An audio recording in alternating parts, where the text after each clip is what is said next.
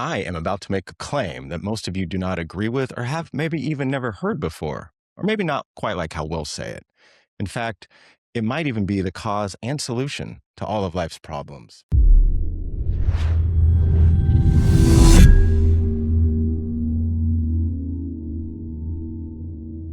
Welcome to the Infinite Thread podcast, exploring the connections that shape our lives, communities, and the world around us. My name is Kian Shores, your host, and we also have... I'm Nora Spinnor. So today is our first episode. We're taking flight.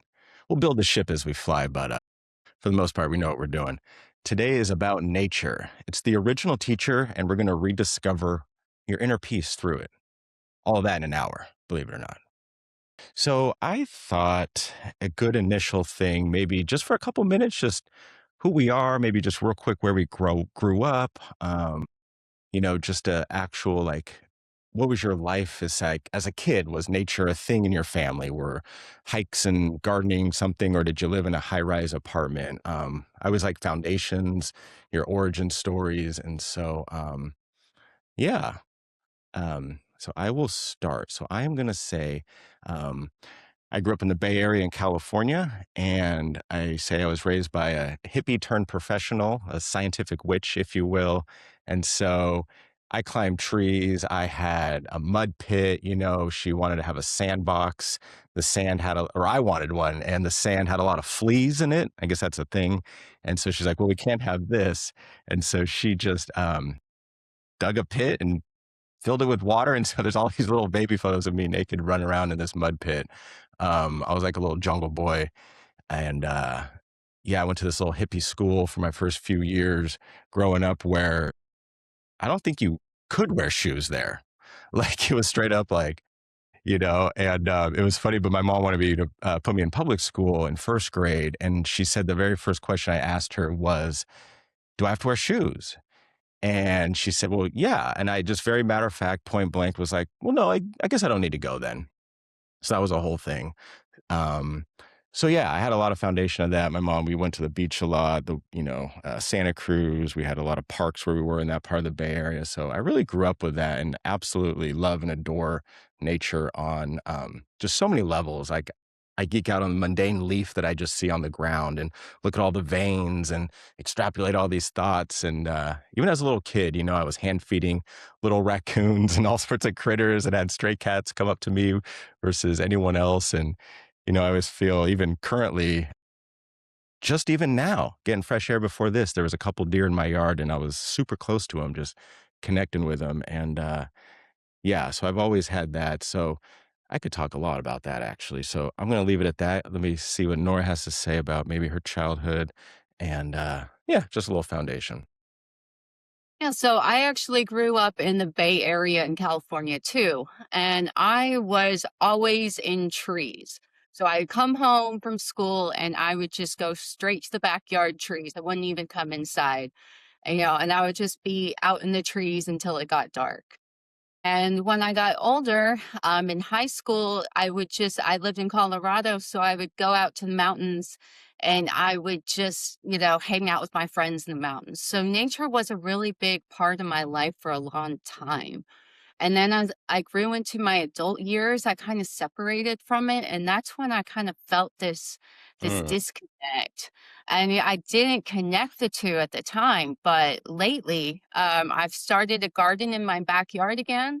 I've started researching on permaculture and, that big rabbit hole. So I started my own garden, and it's amazing because I see this geometry that I study for my writings in Netism, and I see it coming to life in the plants, and I'm just amazed. I can just sit there and stare at a plant for a while. Like you said, the veins in the leaves, it's incredible. And you see these patterns everywhere, and there's something so peaceful about it. I know. No, that's awesome. And I grew up also like skiing, snowboarding, going to Lake Tahoe. And yeah, sometimes you just be up on top of the mountain or sit in the woods and just take your board off and just like absorb in the magic of that, and the little flakes in the snow shining and shimmering. And that's cool that you lived in Colorado. I was gonna say, it takes you away from that, all of these thoughts of like all the things you gotta do and all these different things going on in your life. Where when you get into nature, you kind of get this sense of just being and this awe that you just can't get in, human society. It's hard to build something as beautiful as nature is. And maybe the ancient monuments had something pretty incredibly close, but Yeah. I don't think that modern humanity has that. Maybe a really incredible piece of art can give you that. But other Hmm. than that, it's, you know, growing a plant in your backyard, seeing the cones come alive in my amaranth, it gives me that, which is really cool. Yeah. No, it is. It's funny. There's a couple points in there that I'm going to elaborate on later, but no, it's so true, and that's just no, it's so good to hear, especially with the disconnect. I've been pretty fortunate because just even where I was in the Bay Area, there was enough nature, and then I moved up to Humboldt County when I was 22. So Humboldt's in northern California, way up on the top corner of the North Coast, where all the redwoods are, and so it is like yeah, I feel like a spoiled brat. It's like nature central. I mean, redwoods to these sand dunes and oceans and six major rivers with private, and there's no one on the beach or the rivers really. It's like not like some congested LA, it's unbelievable. And yeah, and so but you're right. Just when I go even traveling, and I love people and the psychosocial, and I love the city. I used to go to San Francisco all the time and go to games and the theater and the arts, like you were saying. There is a lot of museums, and so there is a lot of beauty in the cities. But um, one thing, if I'm not mistaken, I'll have to look this up, but I'm pretty sure modern day architecture with all the squares, and that's a whole nother topic where you get into energy and how squares and versus a circular room. I stayed in a yurt a couple years ago for the first time, and just the conical spin of the ceiling and the circle. Yeah, that's a whole thing. We'll table that for another session. And But that has natural air conditioning too, not to go down that rabbit hole. yeah, yeah. But yeah, they Oh, there's used so to many build a things. lot of buildings circular because energy and the air conductance. Yeah. Well, it's a trip. But There's there some I'm are no gonna. straight lines in nature. Yeah, yeah. It's no, exactly. And so I'm pretty sure the modern day architecture design is literally called brutalism. Literally brutalism. I mean, if that's not kind of telling you what's going on. Literally. But again, we'll have to look into that again. But I'm pretty sure I saw it on a documentary. Um, Perfect. Let me change topics just a little bit. And I just heard this because I'm always going to go back to there's so much information out there, but it's all about action. In fact, that's why we're even talking today and how we met and how this whole thing connected. Um, but I heard this quote today and it says, our greatest fear is not our inadequacy, it is the fear of our power. And I was like, wow, it's not the fear of your inadequacy. Because we all think that I'm not good enough, smart enough, good looking, funny, whatever. But it's the fear of your power. And think every person has so much power. And so I was like, wow, talking about nature and the reverence of that. It's almost like we're just putting these little boxes. And so I just wanted to mention that I really like that. And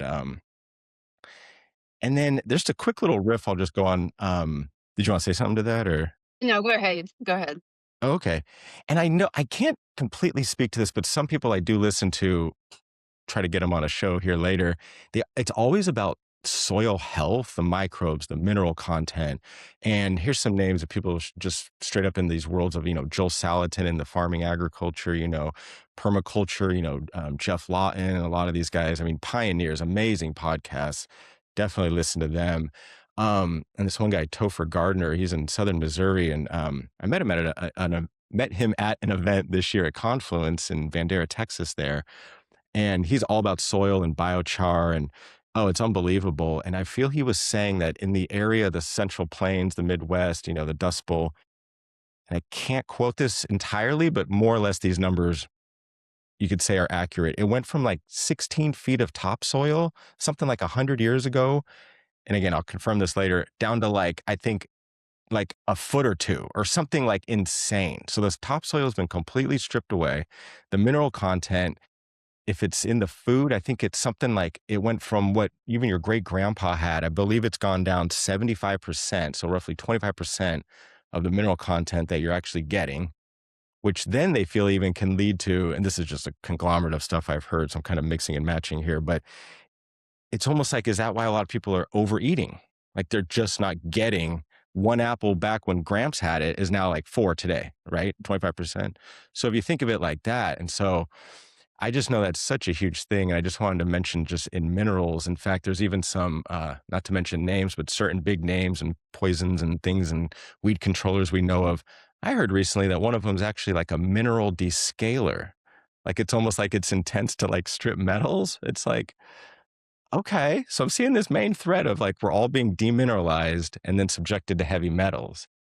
So that's a whole thing, another possible entire show in its own right. But that was just some notes and just some soil health. And they had some measurement of like every major civilization. It's some, I was trying to find the quote and I couldn't. It's like you could literally see the collapse of every civilization based on their soil health, as well as judging like the happiness of that society was also, you could look directly to their food and something else. And I was like, huh. So my brain keeps putting these little, you know, I don't want to call them agendas at play, but something's going on, you know? So, do you know anything about heard any of that or mineral content or, I don't know, soil? Not about specific mineral content, but what these fertilizers and pesticides are really doing, the fertilizers are really just bulking up the water in the plant. Then they're stripping the soil of its microbes and its minerals. So the healthy, it looks healthy because it's flushed with water, but the health of the plants are just suffering.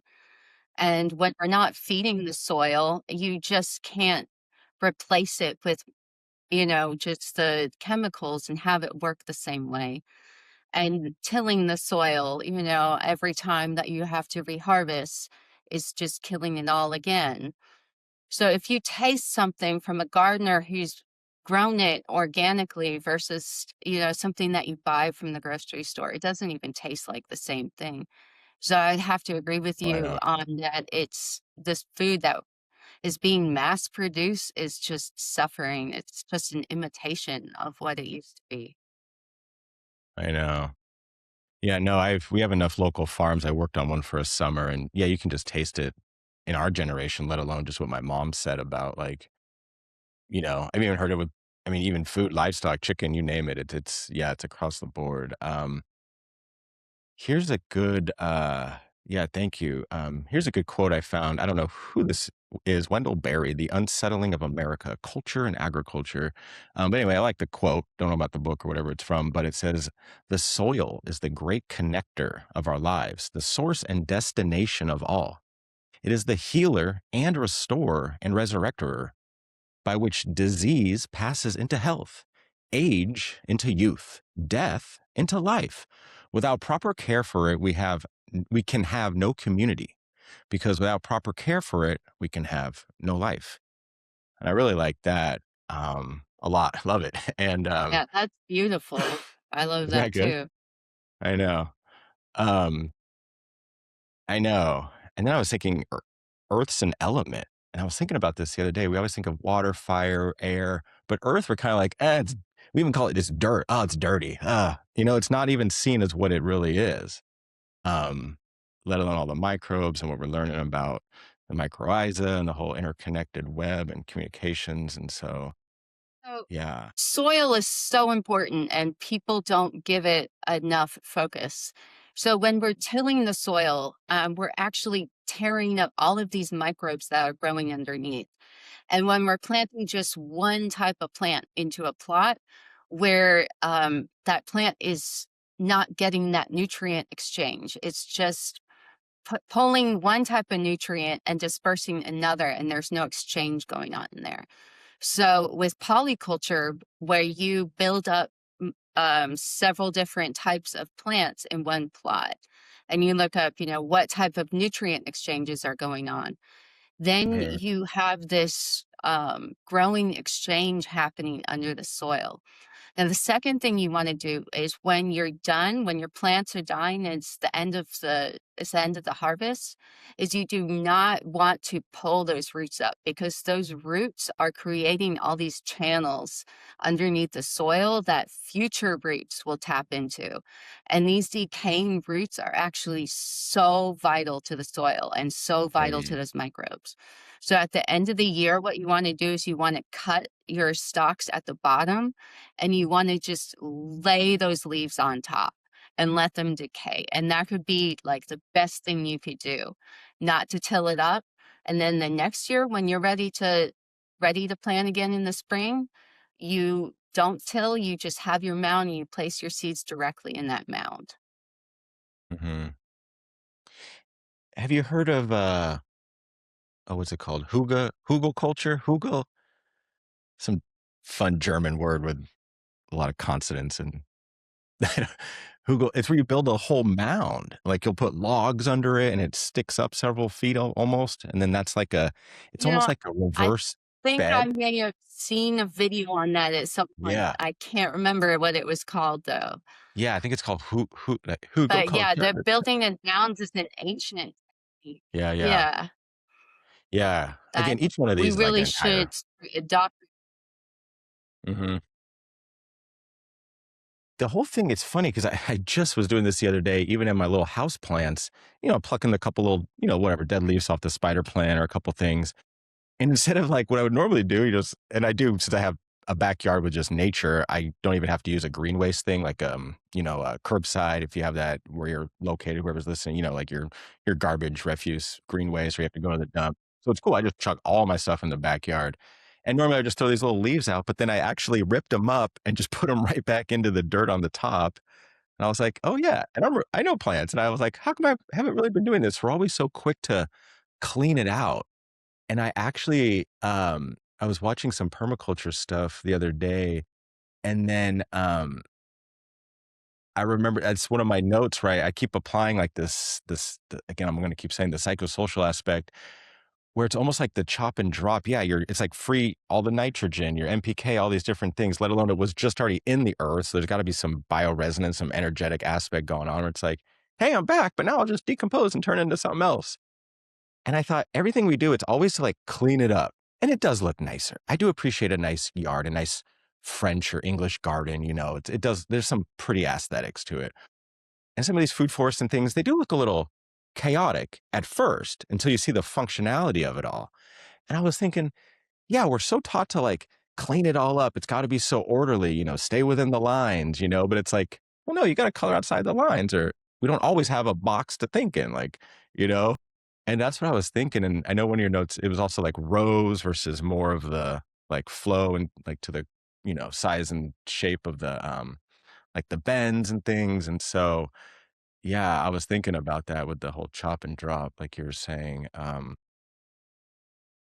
Yeah. And then Yeah, I started doing that with my houseplants maybe about 6 months ago, it dawned on me, funny. and they're thriving ever since. Yeah. Yeah. Yeah. There's nutrients in these leaves. The plants, they progressively, a healthy plant will lose some leaves and it takes the Yeah. nutrients out of it and it drops it down into the soil and it's meant to feed Yeah. the soil. So it's a Yeah. purposeful act. And then when we go around and we rake all these leaves away from our trees, we're really not doing them any favors. I know. I know. I call it auto pruning, especially those bottom ones that kind of skirt themselves up. So yeah, Hmm. for sure. Here's a couple quick things is that we started to look at, and I got these just from some notes, just watching some videos. It said, we're looking at it, and this might have been maybe some notes you had, or it's like our view of nature has gone from a relationship to scenery. Like we go to look at it, not be a part of it. And, we'll even get into some stuff if you live in a high rise in the city, obviously. But it's interesting how it's gone from, yeah, scenery instead of to a relationship. And then here is, well, you know what? Let me give you one more thing. Um, So the three ethics of permaculture, and I will say that also with Netism and the World Shared Project, which we can go on here in a little bit. This is just amazing. I was actually just on a call yesterday with another community that helps with, land and developing all that. And I put this in the chat, and it's the three permaculture ethics are earth care, people care, and a return to surplus, which some teach that as fair share. So if you see that term, that's the same thing. Together, they guide the decisions toward ecological health, human well being, and the responsible sharing of excess resources. The system, though, where we live, no matter what country, right, just to some extent, is about infinite growth, concentration of power, consumerism, and a dependence model. So when you're in surplus, I mean, we're talk about anxieties, paycheck to paycheck, I mean, meal to meal. So, yeah, I wanted to mention that. Do you want to say something to that, since you might not have heard that or read that exactly? As that was out of one of their main books too, I believe, their main manual for permaculture. Yeah, it's definitely a different philosophy of living. Um, when you're taking care of plants and you're taking care of the environment and you're giving back to nature, it feels good. You know, when you're getting involved with nature, like if you plant a tree, that tree is going to live surpass you. You're giving something back. And most people aren't used to that feeling. We're used to just going and trying to take what we can get and be okay, survive in the economy. Um, so it's definitely a different way to live when you start getting into nature. So one thing that stood out to me is that it's with pattern recognition. It's one of their first main chapters, and that is huge with agriculture, with nature. I mean, talk about seasons. You've mentioned some of this already, alluding to it. Look at the patterns we need for when date is this going to happen, what time of year, what, this, the rain, the sun, everything. We see the little leaves come out, we see the leaves fall. And I realize, I'm like, wait a minute. This is probably why they don't want people on the land or even with a garden or whatnot, is that we don't see patterns, because patterns is how you recognize things in life. I always say patterns equal problems, if not something to pay attention to. And it's like, how are you going to figure out your own life, the social dynamics, financial, all of it, community health, wealth, you name it, fitness, if you can't pick up on patterns? And how better to do it with nature as a teacher right in front of you, if not a dependence on it or growing food. And I was like, whoa, is that like almost like I feel one of the main reasons that they probably wanted us off the land, more on a more deeper esoteric level. And then I thought, now they give us patterns. TV, all these things give us patterns, another conflict, another divide, another election. There's another, splitting of this, another killing here, another this there. And it's like, so that's now your pattern. So now you're living in the state of constant, I don't know what's going to happen. I just know something bad's going to happen. Instead of planning with this logic and practicality and troubleshooting, they always say in this permaculture, it's something about there's no such thing as problems, just like now a way to figure it out, or a solution's in the problem. There's no problem. It's just how do we solve it? And it's just brilliant. And I thought, man, this is like, it's a whole way of life. It's really not even just food at that point. It's, so yeah, that was my last point on that. Yeah. What do you think about that with patterns? My I mean, expansion I talk there. about patterns all the time. I mean, our spirit carries patterns. We live our lives through patterns, and Yeah. recognizing those patterns that you live. If you don't recognize them and fix them, you're going to carry them to the next life. We're basically training Yeah. ourselves from one pattern to the next. Everything is an evolution of patterns. I love that evolution of patterns. Yeah. I know, right? From the one to the many. I know. Look at the Fibonacci. I mean, it just goes from the zero to the one to the one to the two, the three to five to eight. I know. No, it's brilliant. Was there anything else you wanted to mention as far as maybe just some practical little quick tips or guidance or some of those bullet points you had, or what do you think? Yeah. Oh, well, okay. So we covered circles planting instead of rows. That's because when you have everything Sure. just in a row, the sun is hitting it from this angle, and it's getting the front plant too much, and Right. it's getting middle plants, those are never getting it. So when you look at nature and, it goes in curves and circles, and that's how things naturally orient, and it's due to sun angle. And then I also want to talk about pest Uh, control because that's a big deal. So in my garden right now, it's my first year, I've got these black aphids coming up. So what I notice is that they're going after my amaranth, they're going after the ones that are weaker. And the amaranth is acting as kind of hmm. a trap for the pests. So it's not going after the fruit trees, which is really good.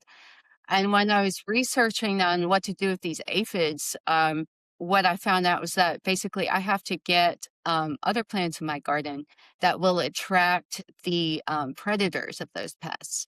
So having Right. these black aphids isn't a problem because I'm bringing these beneficial bugs into my garden eventually. So the first year is always, the roughest one. And then increase biodiversity. That's really the main thing that you want to do. And don't get too caught up with planning everything. Look what grows in your area, what does well, try it. If it doesn't do well, try something else. Yeah. Just keep trying to add biodiversity. Yeah. Oh, it's super true. I heard there's also a general, almost like, especially when you start getting more like maybe I would say just orchard level, but more the perennials. I know that's a big one too, is to get also out of the annuals, unless it's your general like garden, veggie garden or flowers and stuff, but really the perennials. And then ultimately, eventually it's even less work. It'll almost just do its own thing. Um, in fact, that reminded me of another thing where all these gardener farmer, the main who's who of the business. I mean, literally like marching on to DC kind of level guys. They actually call your mainstream agricultural and farming, they say it's, mining.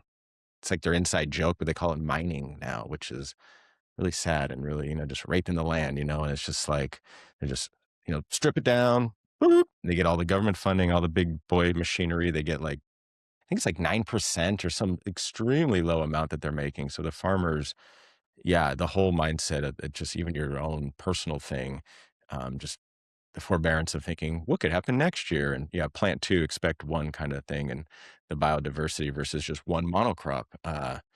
Yeah, a great point there. Yeah, I have some things that I don't just want to read, but I feel like some of these are better equipped to be read. And then, yeah, I definitely have a couple of those points. But yeah, for physical health, and again, these are like entire topics, books, hell, entire podcasts unto themselves, people's, life work. But if you just think physically, so we're talking nature, okay? Not being in it, maybe a lack thereof, or you plan a trip, it's off, oh, in a month we're gonna go to, camping, or it's always which is great. But when you look at that, and then now that versus the daily and screen time, and light and all of this, and the blue light, red light, I have my little, blue light blocker, my glasses I'll start wearing later in the evening when I'm on my computer. And but yeah, let me just fly through these real quick. So I say that to say that our natural rhythms, talk about rhythms, patterns are very disrupted. I'm a night owl anyway. I stay up late. Also, I don't think there's a true pattern to everyone, especially where you live and different, if you live in northern Alaska versus the equator or something. But generally speaking, we all have this, our circadian clock. Okay. It's almost entirely set by light exposure. Okay. So hours indoors under artificial light screens at night, we have irregular meal and sleep timing. It throws things so off well beyond poor sleep. The research can tie into chronic circadian disruption to inflammation. That's a big one. Chronic inflammation. Temporary inflammation can be a good thing, but chronic's not good at all. Obesity and increased risk of cardiovascular problems and metabolic disorders. Um, this just goes on and on, but that's a huge one as far as, so it's not just about getting more sun, it's about restoring the contrast as well between bright days and genuinely dark nights, which most cities, even rural, things are lit up. Think about it, lights are everywhere. I've noticed this little pattern too. There's so many lights, so many LED lights. They got rid of incandescent bulbs. There's a whole thing and how bad all that is. I've heard that there's the blue light in the background. It's like we're literally addicted, like a moth. So it's not everyone just on their phone needing to get a social media. Oh, I have a like, or ooh, there's some, hot chick or a football game or, something exploding and some action shot. It's literally like a little moth. You're just addicted to the blue light. And I thought, oh my gosh. Um, and then I'll go through one more real quick and then we could talk for a minute, but, time in nature and the stress response. This is a little overlap with the mental aspect, but if we think physical with stress, and this is what even AI said, AI, the god of it, which is funny because I started hearing someone call it ancestral intelligence. So I like that, ancestral intelligence, not just artificial. Um, but it actually said, this is where the evidence is thickest. Nature exposure reliability shifts the body from a sympathetic, the fight or flight, to parasympathetic dominance. So it lowers your cortisol, lower blood pressure, better heart variability. A lunchtime walk in a natural setting versus the equivalent walk through, say, maybe hallways or a built environment produces measurably greater vagal activity during the night's sleep, suggesting nature walks enhance essential physiological recovery, meaning the effect outlasts the walk itself. But that to me is interesting. We always That's think pretty nature is such incredible. a, yeah, like so primal and everyone's trying to, all the animals are killing each other, but it literally, so it's like we're in this fight or flight city, even if you're in a suburb, just inside the fight or flight, just that switch. Yeah. So that really stood out. Kind of just makes sense. I mean, we all just sort of almost take a deep breath, even if you're in a city park. I mean, look at New York City as Central Park. I've been there. It's massive, San Francisco is Golden Gate Park. I mean, um, I've even heard someone who, when you're walking down a city street, all the trees are separated. Like they almost are like lonely, So she always makes sure to like touch one or high five. And I've always done that too, because they're so not even connected. They're just in these little squares and their buddies down the, 10 feet away or whatever. But yeah, you could even just literally seeing nature. That was another point you could make as a quick remedy, is just facing your office window towards outside. If there is some kind of tree or something, just to turn to your windows more there, just looking at it literally, which can get into mirror neurons and all that whole thing. You could even watch a documentary, do soundscape recordings. So if you're really, really trapped inside, there is some options, but uh, So I looked at a study actually, and it compared a window of nature versus a plasma display of nature with, super high Mm. 4K digital scene. And so they placed 90 participants in one of three office environments, a real window overlooking nature, a high definition screen showing a live feed, or a blank wall. And participants with the real window showed faster heart rate recovery following mild stress than those facing the blank wall. And the digital nature display did not produce the same restorative effect. So, Good. yeah, the digital does not substitute for the real No, thing. I know it even said And that. it's It's like, amazing how just yeah, having a vision of a real tree can calm you down. You don't even have to be outside touching it. Although it'd be yeah, better if you were. yeah, yeah.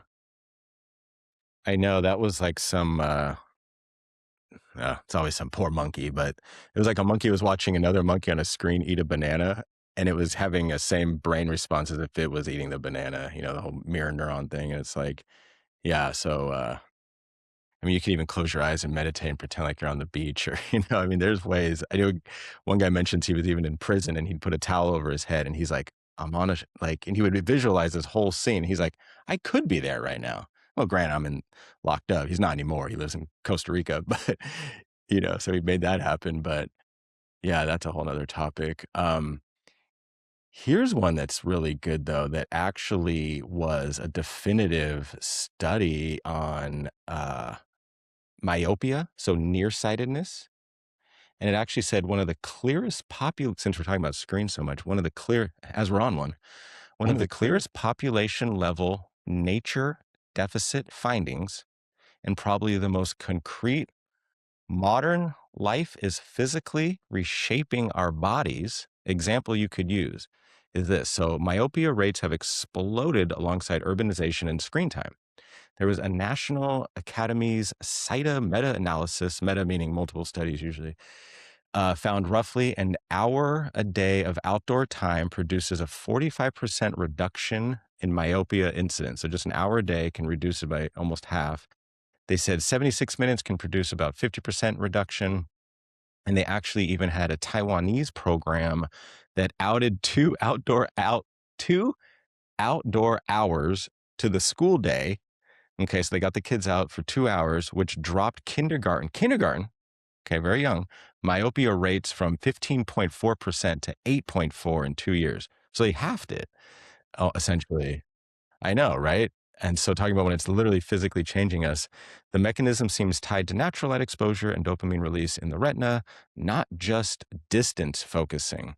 Oh, right. Like if you're like retraining your eyes to look at like you're outside, so you're seeing further away. It's not just maybe like if you think like physical therapy almost like, no, it's beyond that. So that's really neat. Um, yeah. Uh, so that was one Yeah, thing I there's some found. type of mechanism in there that's working with your brain functions in ways that we don't quite understand because you would think it would just be, the distance, but there's a lot more going on there that we don't really understand yet. Oh, I know. No, exactly. Um, I have a whole did you have anything else on, like, physical, effects and studies or any other thing that you wanted to mention? Is there something on hospitals with, recovery with Yes. the So, brick wall? well, I I like that discussed one. the office window, but they did Yeah, another yeah. study with gallbladder patients recovering in hospitals.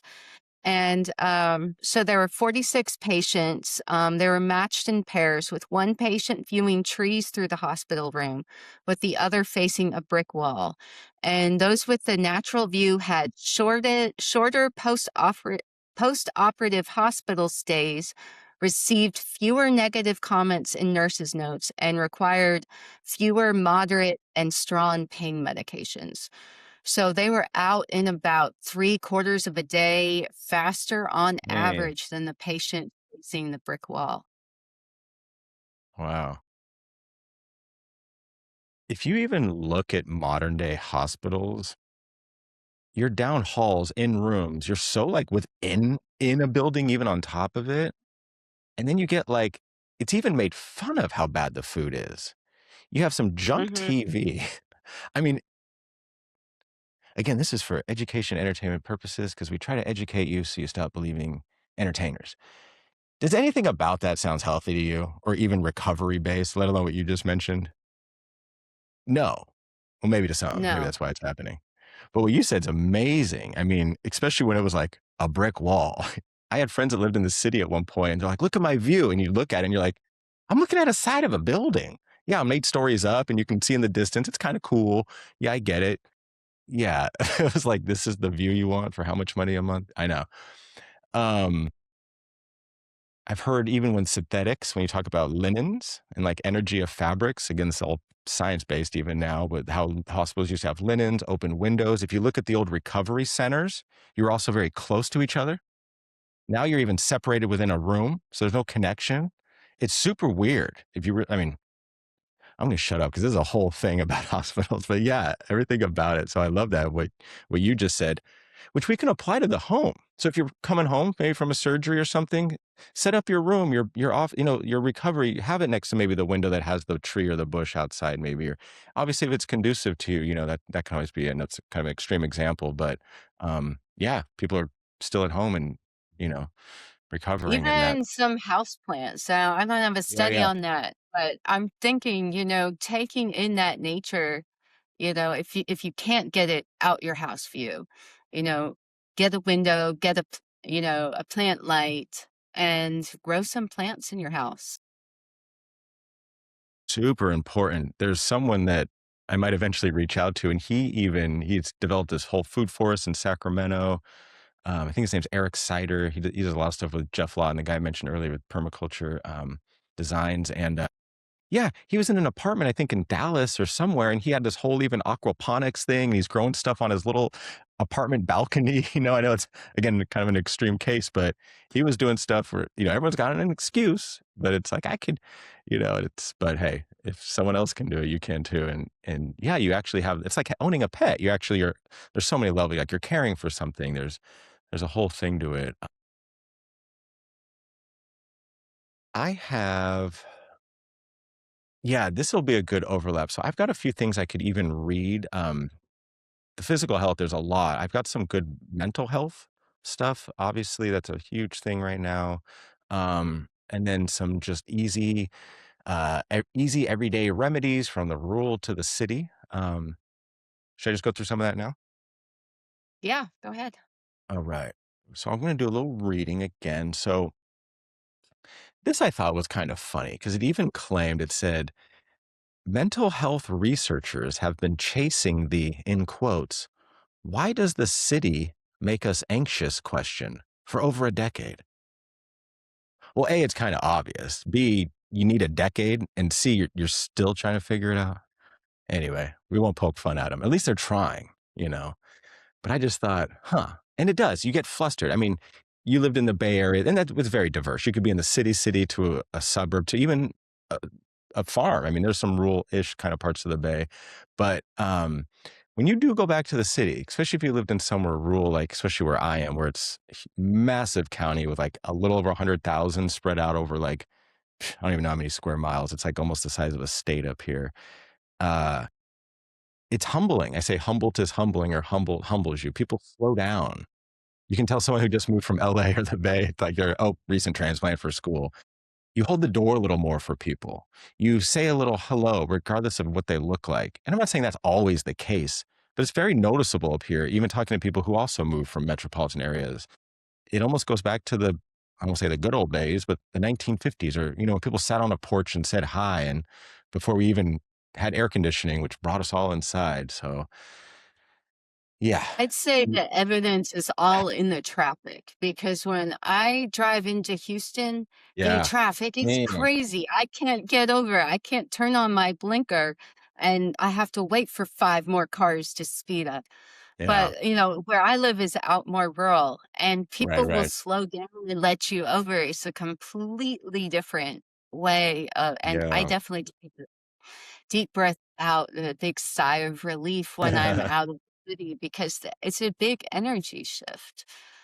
And where I It live, really is. it's a big farming community. So there is, of course, there's all the monocrop, big farming Sure. Sure. miners out there, but there is nature and there's lots of it. So that's nice. Yeah. Yeah. Perfect point. Yeah. No, I forgot. And yeah, Houston Metro is like one of the biggest in the country now, like surprisingly. So I have a friend there, and yeah, same situation. Can't wait to like, yeah, get his errands in and get out. There's something to it. City is even SIDHI. It's like city. It's a power center. So it's an old, what is it? Hindu, some old term. It's like they're concentrating your power. A lot of cities actually almost spiral to a center point. There's oddly even like obelisks in the middle of certain cities, and very interesting. So roads, when you even look at the patterns, I look at maps a lot, finding a place to move to. And I love maps in general. And I'm always looking at real estate stuff. And there's almost these like circles, like they're just these little containments. And yeah, cities are a trip. But yeah, it means like power center. So it's funny we call them cities. Um, yeah, no, great point. It's super true. There's an interesting thing I always think too is now lately I've been like, think of the energy just on being on roads. There could be the car in front of you could having the most like tooth and nail dragged out argument. And then you're like driving right behind that. We won't get into like the resonance and energy and all that right now, but just think of that. You're in that presence. They could be having a great, amazing, loving conversation. You're in that presence. There's so much chaos. There's car crashes. There's all sorts of stuff that happens on roads. Roads are trippy. I've been getting more like thoughtful on this whole thing. And when I get home, I try to ground out. There's a couple different techniques, not just earthing, if you will. Yeah. And I just feel this whole like, whoa, like there's a lot of energy on roads. There is a lot of energy and it's all random. Um, Yes. because it can Random. definitely get chaotic. perfect term for that. I know.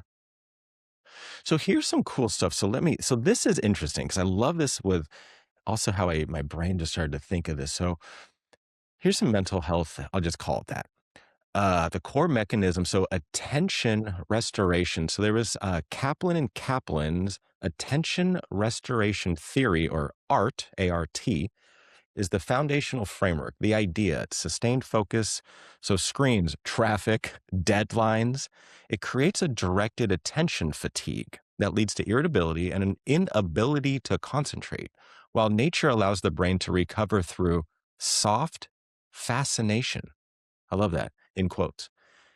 Not that you shouldn't have deadlines and a sense of urgency. Farmers do. I mean, so we got to flip that script. Okay. And then it goes in to say, I know, right? Attention that's held Oh, I'm sorry. So soft fascination is an attention that's held effortlessly rather than forced. There's the discernment. This isn't just theory. In a controlled 2008 study, people who took a 50-minute walk through an arboretum improved their working memory scores by roughly 20% afterward. People who walked the same duration through downtown Ann Arbor, so Michigan, showed no improvement at all. Same exercise, same isolation. The only variable was the scenery. There's all these supplements Yeah. now. Ooh, focus. Drink this. You'll be able to focus. Just go outside, y'all. Apparently. Well, actually, no, not just outside. Like they said, the scenery, nature, not downtown Ann Arbor. But anyway, what do you think of that one? I think that's great. I mean, it's definitely what comes to mind for me is like right brain and left brain processing. So when you say Mm, soft fascination, I think of the right brain just relaxed and taking information in versus the left brain, mm, which has got to do it, got deadlines, got to remember this, hard focus. And when I'm passionate about something, I can have that soft fascination and I can take in, all kinds of information. But versus like when I remember being in school and having to remember, this list of things, it could be really yeah, hard. It's the same brain, but it's a different energy and it's everything. yeah, yeah. Well, yeah. Anytime I have to be on a presentation, a call, an interview, anything that I've done, if I can, I always, especially here at home, I always go outside. And I mean, I have this amazing redwood trees in my backyard, but I do this whole little thing, and and it's empowering too. Actually, I hear voices. No, I get messages. I hear there's certain things. I mean, it's yeah, yeah. No, it's good. But I love that. Yes, the left and right. You're absolutely right in that regard. It's like you need both, but you need to balance both. It's the balance between them and having them communicate with each other. So not Yes, favoring one or the other. exactly. Yeah, they both help each other. Yeah. And I guess they can hinder. So if you're in the woods too long, you need to get back to work. That might not be a good thing either, even if you're self-employed. Um, so yeah, I'm going to read these. These are just brilliant. I didn't know what to do with these notes. I said, screw it. I'm just going to copy and paste and read them. Okay. So this is stress, rumination, and that six city question. This is the section that ties disconnection directly to depression and anxiety risk. I mean, we're talking about things, if you look at numbers with, I think prescriptions, this will be a whole nother talk, but the amount people are on, the numbers, just always keep that in mind, folks, where people are at. So this is a landmark study, a landmark Stanford study who put people through a 90-minute walk in either a natural or urban setting. Then they scanned their brains. The nature walkers showed decreased rumination and reduced activity in the subgenual prefrontal cortex, a region tied to self-critical, depressive thought patterns. Sounds like a lot of society. And I've had a lot of issues with self-esteem and things through the years, so my brain was really tuned into this. While the urban walkers showed no such change, a follow-up study found a single 1-hour nature walk measurably reduced the amygdala activity of the brain's threat detection center. That connects to a genuinely strikingly body of urban neuroscience. I love that, urban neuroscience. A landmark German study found that current city living was directly associated with heightened amygdala activity. Again, the threat detection center, uh, directly associated activity during a social stress task, and separately meta-analysis showed city dwellers carry roughly 21% higher risk of anxiety disorders with a 39% higher risk of mood disorders, with schizophrenia incidence roughly doubled in people born and raised in cities. Researchers are careful to note this is correlation, and the mechanisms, of course, social stress, crowding, pollution, lack of green space aren't fully disentangled. So a lot of variables. We mentioned cities with big parks that are accessible already, but it's one more compelling modern environment reshaping the brain and findings out there. It's interesting too when they diagnose what, not to get into all that, but mental health, physical health, a lot of times there's baselines. They have to have a number. Well, we just mentioned some statistics. So if you're pulled out of that, would you even now have that disorder, quote unquote? Food for thought. Um, I have a few more I could read through. Do you want me just to plow through them and we can just kind of have a little talk and recap? Or do you want to interject at any point? Yeah, sure. Go ahead. Okay, perfect. I think we're on a good flow here. So this one was a nature-based intervention as actual treatment. So in 2026, an umbrella review pooled 116 systematic reviews, roughly 3,870 primary studies. This number is crazy, which was over 10 million estimated participants. And they found nature-based interventions produce significant reduction in anxiety, depressive symptoms, and negative affect. Not effect, but affect. So, your mood really, compared with controls, putting real affect sizes behind what's often treated as soft, feel-good advice. Oh, just go talk to the trees, you'll calm down. Yeah, they just did a massive study, 10 million people, 3,800 studies. That was their consensus. Okay, I love how it said that, not just soft, feel-good advice. As I know earlier we mentioned the soft fascination. Don't be confused with that. That's a good thing. Here's children and ADHD. Wow, how many have that? A lot now. Green time, as they're calling it. So University of Illinois researchers studied over 400 children with diagnosed ADHD and found those who routinely played in green outdoor settings had milder symptoms than those playing indoors or built environments, even after controlling for income. That's a good point. It frames nature exposure as a legitimate, low-cost, side effect-free complement to other inventions, not replacement. Here's a couple more and I'm almost done. This one they literally called AWE, like AWE, like the root word of awesome. AWE research. A newer, genuinely interesting angle. Nature is one of the most reliable triggers of awe. And studies showed daily doses of nature increased feelings of awe, which improved well-being more than other positive emotions people experienced that day. Wow. Separately, Piff and Keltner, those are names, Piff and Keltner's work found induced awe, including standing among tall trees, produces a small self effect. Interesting.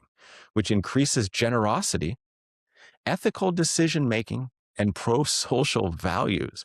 Useful if you want a nature makes you a better person, not just a common one, not just a calmer one, end quote. I love that. And when you talk about, Netism, the World Shared Project, where we're getting it with permaculture, that's it right there. Generosity, ethical decision-making, and pro-social values. And here's another couple real quick, because I know this is a thing we're going to want to talk about a lot at length, is loneliness and social connection.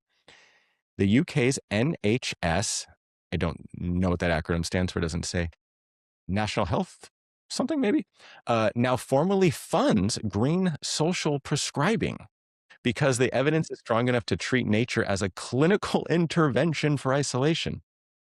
Nearby trees and green space are associated with greater trust in neighbors and increased neighborhood social cohesion, and nature-based group activities specifically target loneliness in a way solitary indoor coping often can't.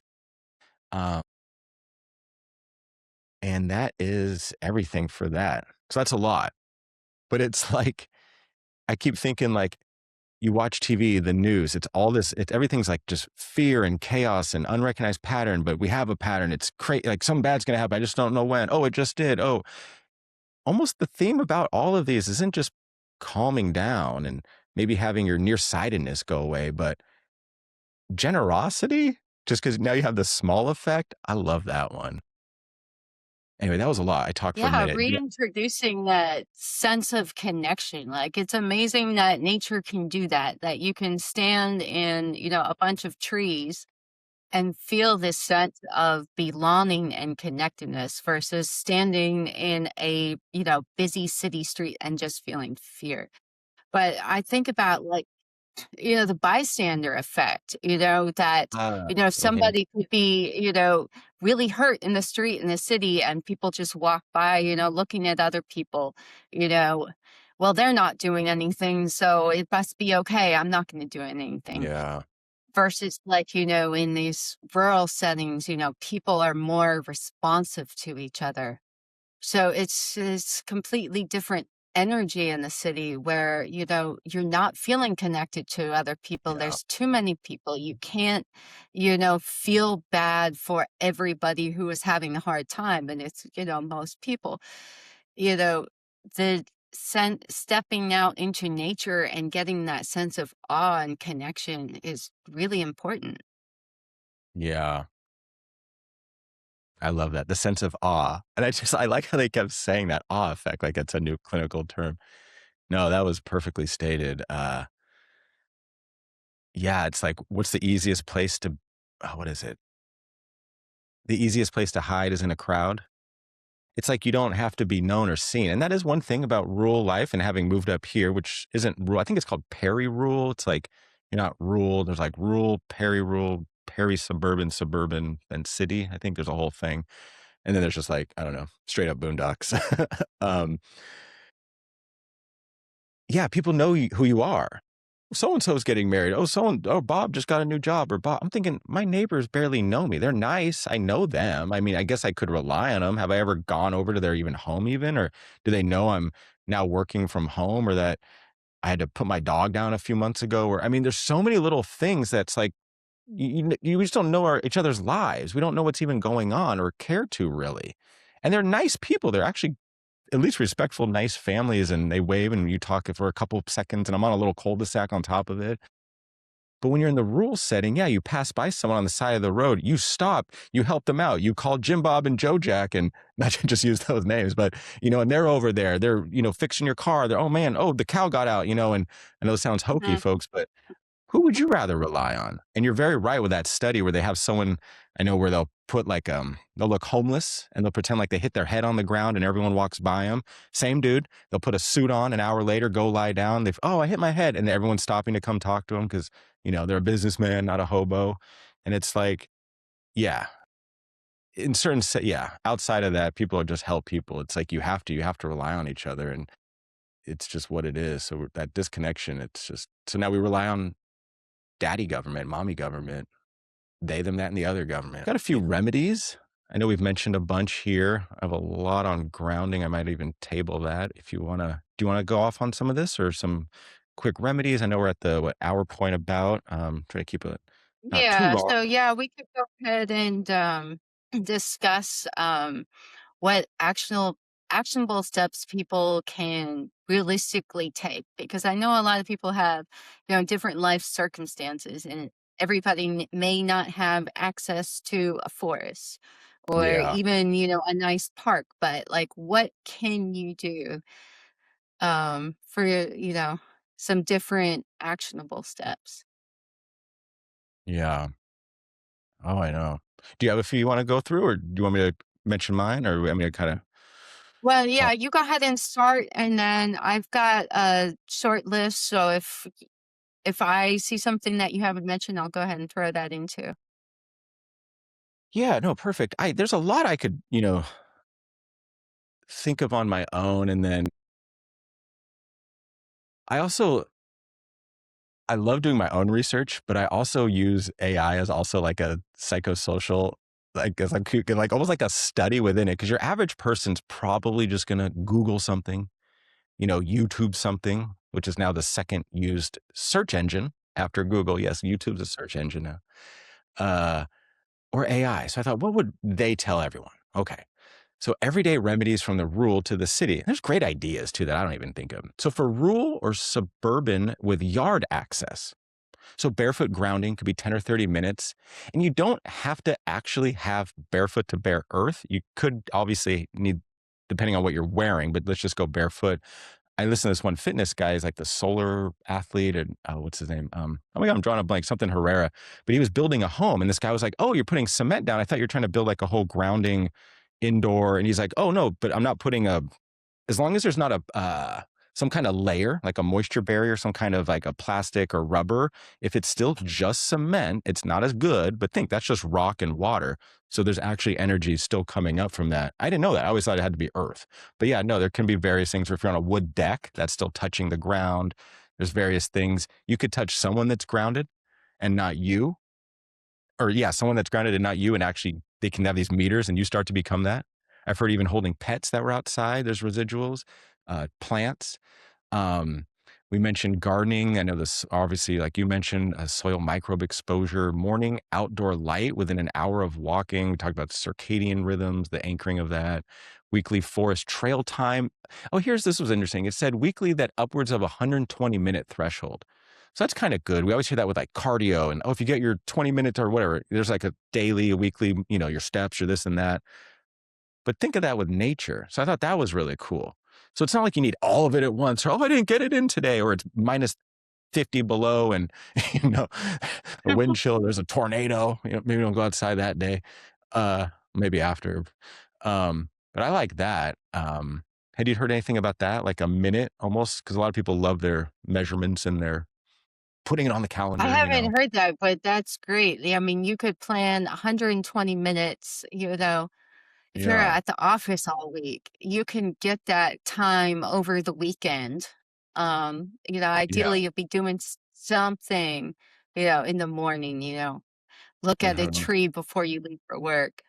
But yeah, I mean, that makes it easier for people who have busy schedules. Yeah. Yeah, exactly. It's like getting sunshine or even nutrients and things. Yeah, it doesn't always have to be in one swoop. We want it all right now. It's like, hold on, just chill out. Are you even doing anything right now? It's like, let's just start there. Um, so that was, yeah, they said rural suburban with yard access. So this is now suburban to small city was their a few little points. Local park visits, yeah, stacked onto errands or lunch breaks, walking meetings, that's good. Community garden plots. I know we're going to get into more of that, especially with, Netism and Shared World Project and a lot of that. Seeking out any tree-lined street for the commute instead of the more direct route. I love the back road home. I just, yeah, especially up here and you go by the farms and even if it's just tree lined. It lowers the rumination and restores attention. And to bring that back home real quick, I remember even when I was in a counseling program years ago, I think it was, there was a study that even looked at like glamour magazines. And a lot of these, you literally, it doesn't cause, but let's just say there's a high correlate. So correlation does equal causation, but causation comes from correlates. It's something I made up. It made you basically depressed, have body image issues, all these negative, horrible things. So that's just magazines, covers, talk about billboards, the media, everything at large.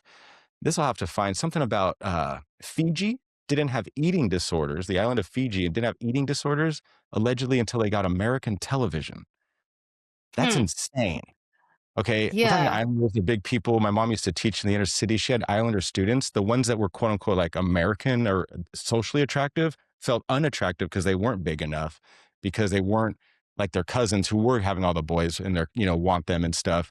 So it's changed a little, but they didn't even have that in their own culture. Obviously, that's in the Bay Area. It's very different. They've been here for a while, but in Fiji, they didn't have eating disorders, like massive. That's insane until television told them, you need to look this way, not that way. So that goes into that rumination. We always think everything's going to blow up around it. Everything's going to end. I'm not good enough. I'm not attracted. Folks, we're looking at studies that are actually saying that you can get around that just by looking at I don't want to start swearing, but you can look at a tree. Okay. You can go put your hand in the dirt, get some dirt under your nails, even if they've just been, maybe not just pedicured, but anyway, I digress. I get a little feisty. Do you want me to just give my last little points here or do you want to go, Nora? Go ahead. What are the suggestions for people in the city? Yeah, so that's exactly. There's one more and then a universal. Perfect. So dense urban or apartment bound. A consistent window seat or desk position facing greenery if available. Houseplants, even a few. Studies don't require a jungle. I love that. A grounding mat for indoor use. That could be suspect depending on the electric source, but still an option. Deliberately timed outdoor light exposure. I've heard this even on every hour or two that you just even go outside. It's literally our eyes take in. This gets even into like what quote unquote vitamin D and all these things are. It's actually like our eyes take in. Sun is a whole nother thing that we're taking in, like just light, even on a cloudy day. Okay. So timed outdoor light exposure, even 10 to 15 minutes matters for that circadian signaling. Oh, this I liked. I had never heard this term before. So we obviously green space. Okay, trees, nature. City blue space, waterfront paths, fountains, lakes. I was like, oh yeah, freaking water. I know you're in Texas. San Antonio has their famed river walk. But I love that. I'd never heard that called like a city blue space. Treat a weekly green outing, like a botanical garden if it's there, a larger park, a day trip, as a non-negotiable standing appointment. I love that. Rather than Hmm. something that could be just inspirational or the occasional treat. Even documentaries and soundscapes can be had if nothing else available. I did mention that earlier. Um, and the absolute last thing is universal, regardless of location. Because I know in the northern climates, this could be a whole different thing too. But dimming or removing of screens and blue light 1 to 2 hours before bed, blackout curtains or eye shades, and reframing outside time as a health input on par with sleep or exercise rather than a leisure extra. So that mindset, the flipping of the script, replace one daily scroll break with an outdoor break. I love that. So don't scroll while you're on your That's walk. I've seen that so many times when I used to work my office jobs. Folks, you almost got it. It's just good enough now. Uh, it can do the same rest impulse and the opposite effect again on attention fatigue. So if you're a corporate CEO and you think your employees need to get back to work, tell them to go for a walk. They're going to produce more for you. Anyway, that's what I got. Yeah, I'd say that's a great list. The one thing that I would add to that is trying to actively grow something. Like if you have a Mm, backyard, that's great. What it doesn't necessarily even have to be food, but what plants are native to your area and will grow without you having to break your back to do it. You know, what can you do to like restore the natural environment around you? And if you don't have a yard, what can you grow indoors? Do you have a mhm, balcony? Just taking part and seeing, plants, spring to life because you planted that seed there. It's good for the spirit. You're giving something back and being able to give something back outdoors is, that's gonna outlast you. So that's something that's, really good for mental health. yeah. That's a great point. I love that. Growing something. Yeah. Yeah. Whether you're, yeah. No, that's a good one. Exactly. I mean, there's so many options. The little windowsill herb garden, or like, heck, I won't divulge too much, but up in Humboldt County, there's a certain cash crop a lot of us grew, and we grew that inside with lights. And they might not be the best. You can actually get these glasses that I had ones that were like had amethyst in them, but it blocks out the horrible like HPS, the high pressure sodium light. But you could even, if you're in the dead of middle of Yukon territory or something, like you can even have a light. Yeah, you can full on like grow some. Doesn't even have to be hydro. We had potted soil.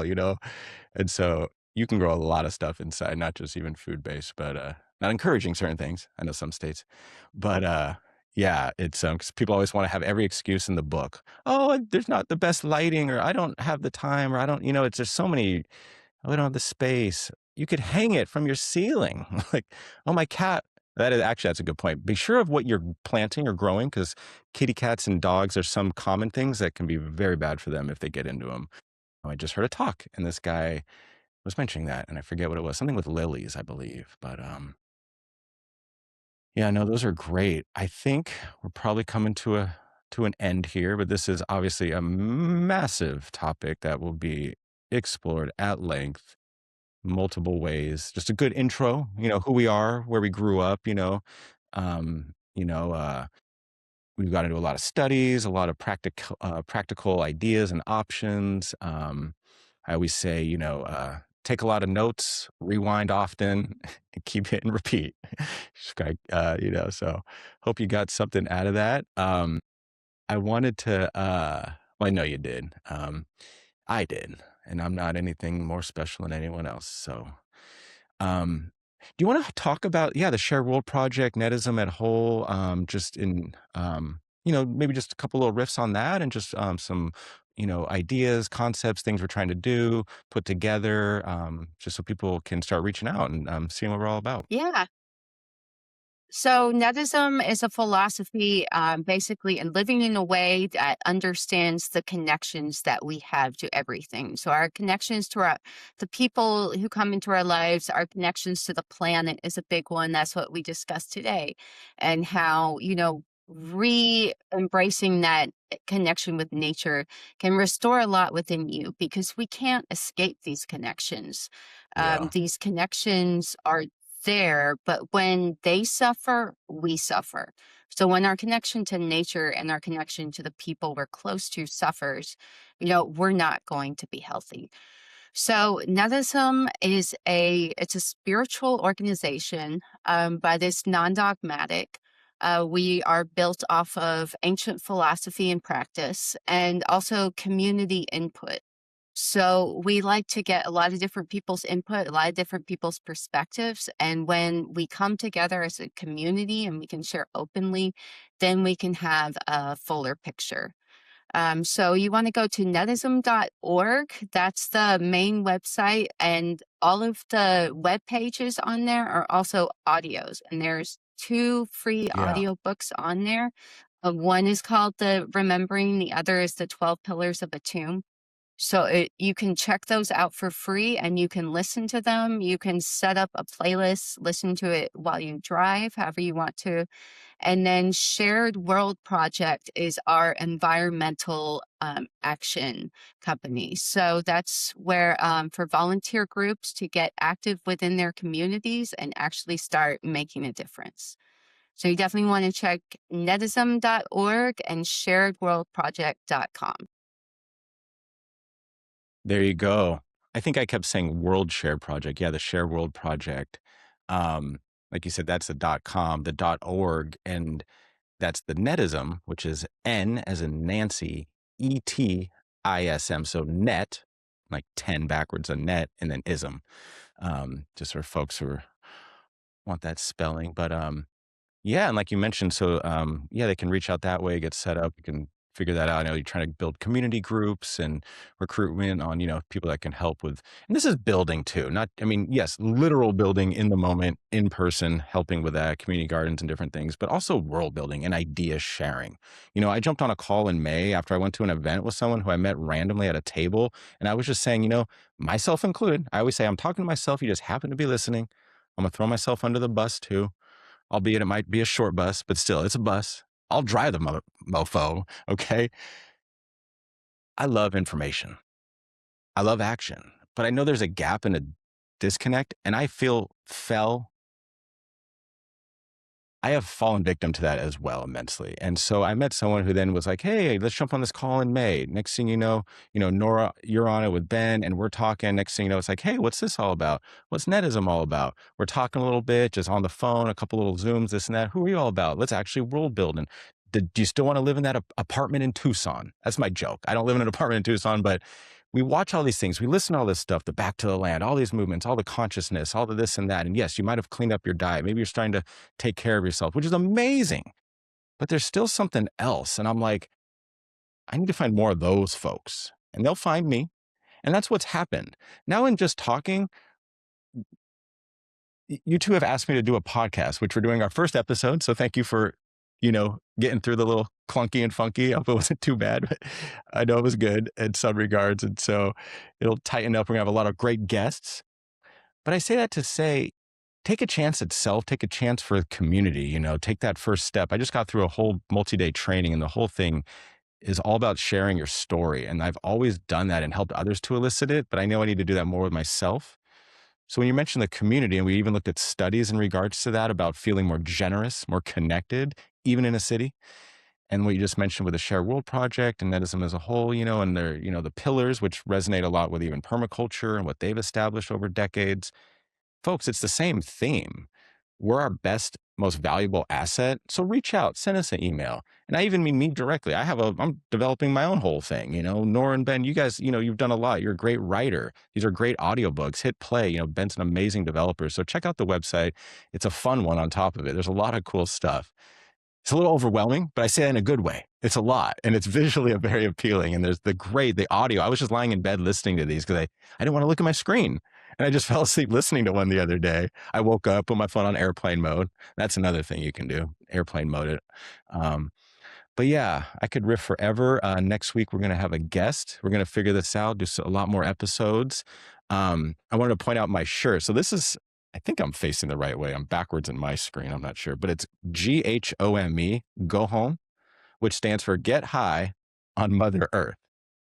And it's a saying I made up, and it's right here. And so, yeah, get high on Mother Earth, because we don't get, well, some people, okay, sure, you might actually get high while you're in Mother Earth, but just get high. The mundane of geeking out on a little leaf and seeing that vein and realizing that's inside you, and that's in the cosmos, and that's in the rivers, and just to really have that feeling, that awe. So that's my thing. That's one of my things. So I always say, if you're feeling kind of mad or sad, just go home. Just go home. If you're feeling happy or glad, you can just rhyme and just make it all up. It's off the cuffless cuff, as I say. Just go home, no matter what. We just said that. Open the window, look at a tree, go listen to the birds and the bees, and yeah, you'll be good to go. But that's what I got for today, folks. We appreciate you being here. We appreciate you listening. That's that. You're going to hear a lot from us, and we want to hear from you. If you want to be a guest, we'll also have a way you can get in contact with us. Very simple, nice questionnaire. You can be on, and we will schedule you out. Yeah, we want to hear from you. So that's what I got for now. I have a little saying. I just say, folks, you got to own your life. Okay. Find your fate, claim your destiny, and own your life. Why? Because it's yours and nobody else's. But it's all of ours. That's actually the last part of yours is OURS. So why? Because it's ours. So anyway, any last little closing points, Nora, before I get off my soapbox Uh, here? no, I think you nailed it. Thank you. Perfect.